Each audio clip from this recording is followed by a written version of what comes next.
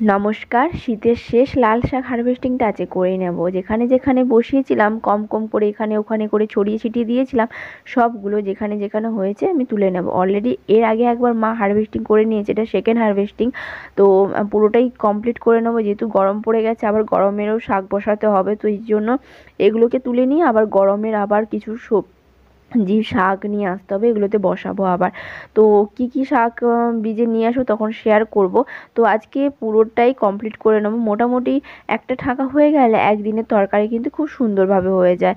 আর এই গাছগুলোতে কি খাবার দিয়েছিলাম প্রথমে, তো বীজটা ছড়িয়ে দেওয়ার পরে আপনাদের সঙ্গে শেয়ারও করেছি, খোল ভেজানো জল 15 দিনে একবার করে দিতাম। আর লাল শাকটা আমি বলবো জল খুবই কম পছন্দ করে, একদম বেশি জল পড়ে গেলে না লাল শাকের পাতা রুটগুলো কীরকম পচে যায়, নষ্ট হয়ে যায়। তো লাল শাকে একটু কম জল লাগে, আর পালং শাকে একটু বেশি জল লাগে। আজকে 1 ঠাকা মতো লাল শাক পেলাম।